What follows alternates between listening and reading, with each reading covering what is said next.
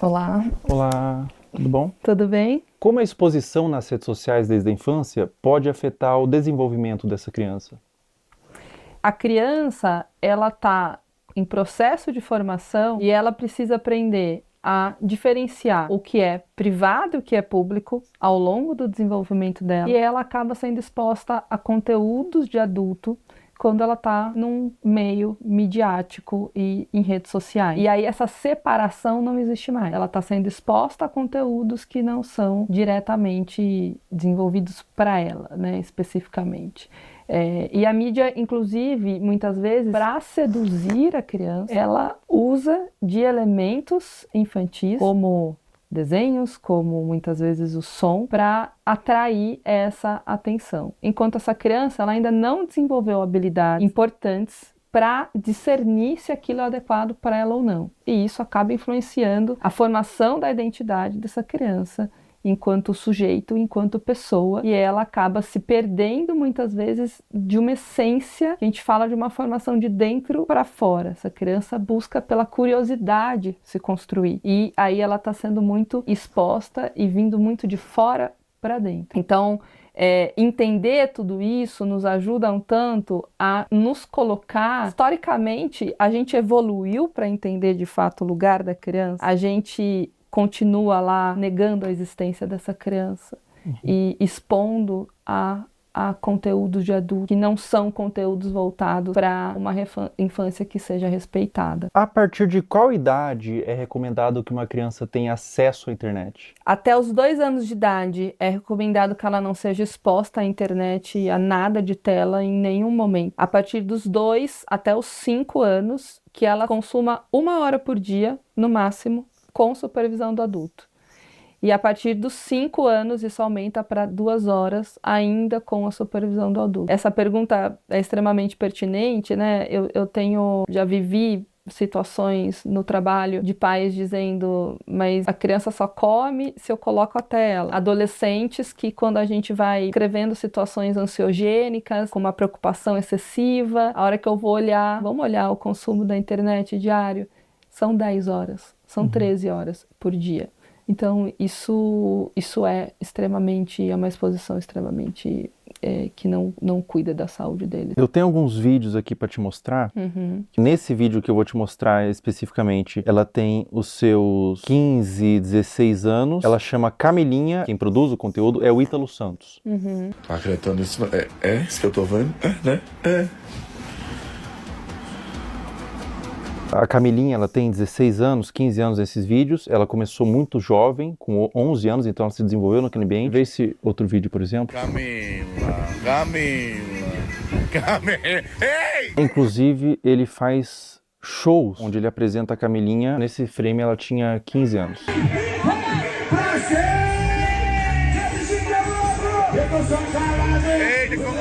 Esse último vídeo que eu vou te mostrar, a Camilinha tinha 13 anos.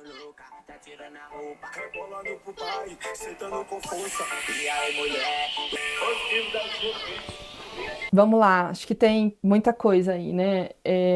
Tem claramente uma utilização da sexualidade para uma comunicação, né? E isso é um risco, uma falta de repertório, muitas vezes, que pode existir, de habilidade social mesmo. E os adolescentes aprenderem a se comunicar apenas através da sexualidade. Então, isso é um ponto muito relevante. É o rompimento, a ruptura, de fato, de um desenvolvimento que curso natural que deveria ser para as crianças e para os adolescentes. Então, essa maneira de explorar a imagem, explorar o corpo, explorar a sexualidade, ela vem de uma forma muito, muito brusca, que causa ruptura, sem dúvida nenhuma, com o processo natural de desenvolvimento, de respeito de uma criança, de um adolescente. É extremamente significativo, acho que aí também tem um conteúdo entre público e privado, e isso é extremamente problemático. E aí entra uma responsabilidade de saúde pública, uma responsabilidade midiática, uma responsabilidade parental, uma responsabilidade de adultos que estão em torno disso para proteger esses adolescentes e essas crianças. Eles não têm um discernimento claro e muitas vezes, talvez, você perguntar para a própria adolescente que está sendo exposta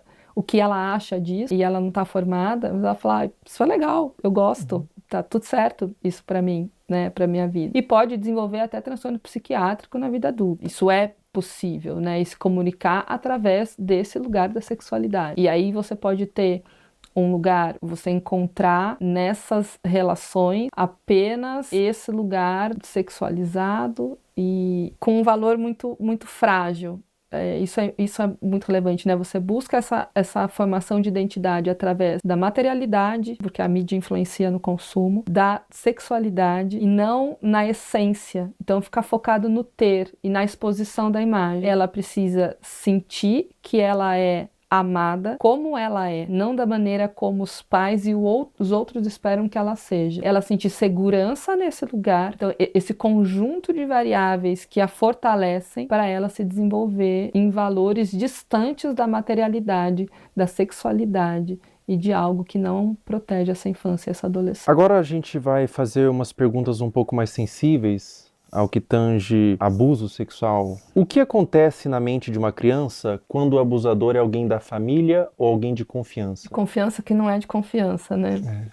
O que acontece, né? A criança, ela não tem claro, quando ela é abusada sexualmente, ela não tem claro que aquilo é um abuso. Existe um estranhamento da criança, porque aquilo não é algo habitual da vida dela, sobre o que está acontecendo.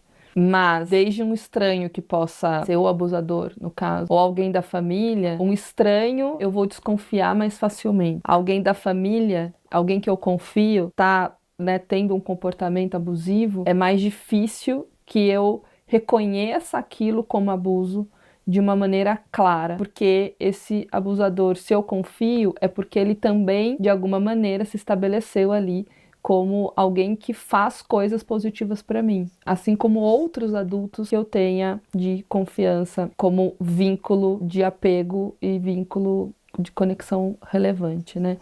Então, o que acontece é que ela fica na dúvida e o seu lugar de insegurança, porque você passou por uma situação na sua vida em que era seguro, passou a ser inseguro, né? E você não teve esse reconhecimento, demorou às vezes anos para compreender aquilo, te torna um adulto inseguro no futuro.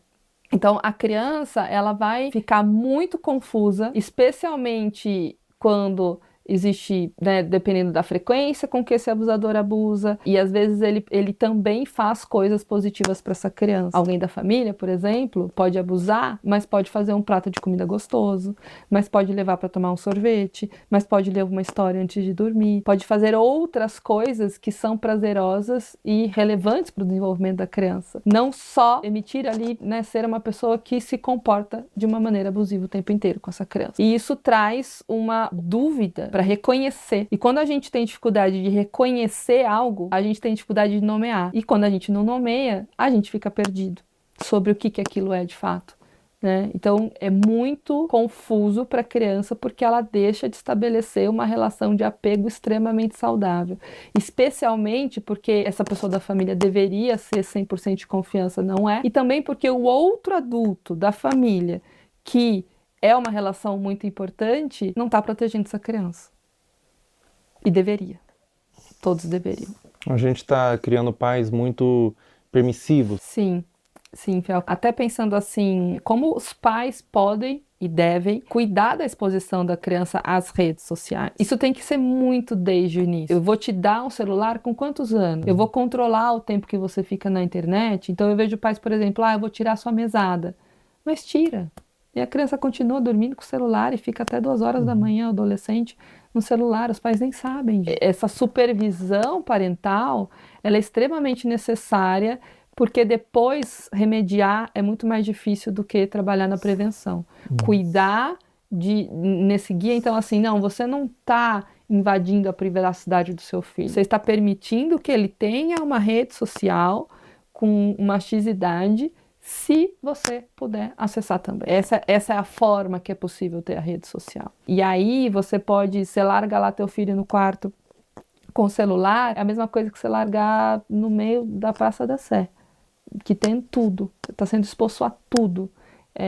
Não está seguro. Mas o que você diria para pais que têm medo de restringir? De cara, eu diria que pode ser tarde demais. Depois. Agora você tem só isso aqui, mas daqui a pouco seu filho pode estar sendo abusado, daqui a pouco pode ter um pedófilo conversando ali com teu filho e ele não sabe disso. Ele não sabe o que é, ele não sabe discernir, ele precisa de você. Então, acho que é uma mensagem mais assustadora e ao mesmo tempo real. Eu já tive paciente que começou a se cortar porque viu o conteúdo no TikTok. É tarde, né?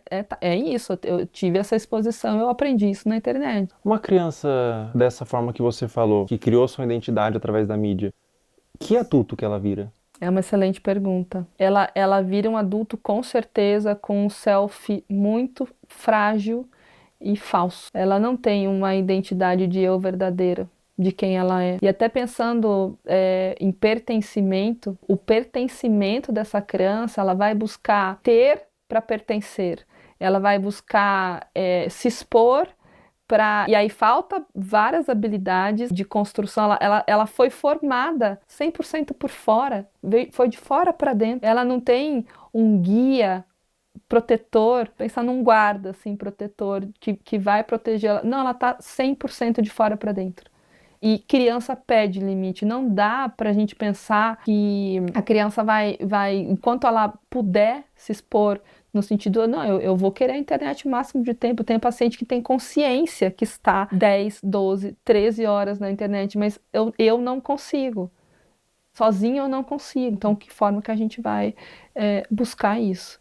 Então, não tenha dúvida nenhuma que será um adulto extremamente fragilizado, sem habilidades de se relacionar, buscando se conectar com o outro através de materialidade, da sexualidade e não de uma consciência estruturada de self, de eu, de como eu me conheço, bem desenvolvida e construída. Sobre abuso sexual, existe um tempo certo para buscar terapia? Mesmo que o abuso tenha acontecido há muitos anos atrás, você nunca se abriu, você nunca falou para ninguém sobre, e você deixou no seu coração, deixou interiorizado. Existe um tempo certo?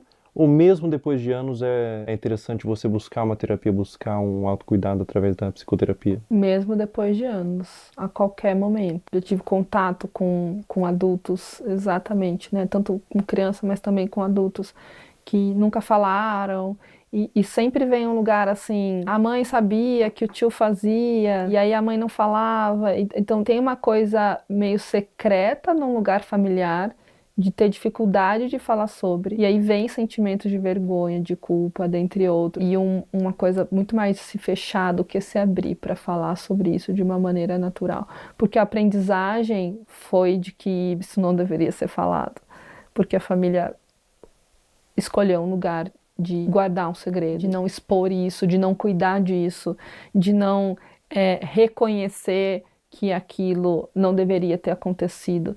E às vezes até por uma dificuldade de eu deveria ter protegido, eu não consegui, então eu não consigo nem falar sobre isso. É complexo, mas a qualquer momento, sem dúvida nenhuma, uma criança que descobre que acontece, quanto antes ela iniciar uma psicoterapia, a chance dela ser um adulto saudável e que compreendeu esse processo e tudo mais, maior é. Então, não tem um tempo certo, quanto antes melhor, mas nunca vai ser tarde para buscar ajuda. É muito comum quando a criança ou a pessoa mesmo é abusada, ela sente culpa. O que você diria para uma criança ou para um adolescente ou para um adulto mesmo que foi abusado na infância, que sente vergonha, às vezes nunca falou para ninguém, ou às vezes falou e foi desacreditado? Qual recado ou qual conselho você daria para esse indivíduo? Eu acho que são dois movimentos, assim, né? É uma coisa de uma conexão, assim, de olho no olho. Tô aqui com você. A culpa não é tua. Não é sua culpa isso ter acontecido. Estar com. Quando a gente fala em estar com, e às vezes o início de um processo é esse, assim, eu te abraço, acolhimento, coisa de colo, para essa pessoa conseguir começar a se abrir quando a gente fala abrir, é abrir para um processo de compreensão, de falar sobre aquilo, porque a aceitação, ela não é uma conformidade. A aceitação é abrir espaço para um processo de compreensão. E para isso é preciso falar, para isso é preciso nomear, falar, reviver, que é muito difícil.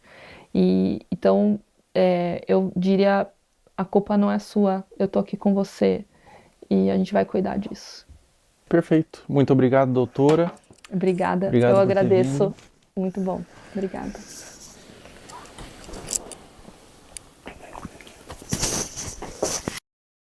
Pessoal, todo o material que vocês viram nesse vídeo que foi levantado, todas as pessoas, todos os perfis, todos os comentários, eu fiz uma denúncia formal. Está aparecendo aí o boletim de ocorrência, tudo já está à ciência da polícia e recomendo que todos vocês façam isso. Quando verem algo dessa natureza na internet, exponham, mas também denunciem nos órgãos competentes. A internet deve ser um lugar de medo para esses pedófilos. Toda a monetização desse vídeo vai ser doado para instituições que ajudam crianças vítimas de abuso. Na descrição abaixo desse vídeo, eu disponibilizei várias instituições que vocês podem doar. Qualquer quantia é válida. Diz que sempre é denunciar de forma gratuita e anônima 24 horas.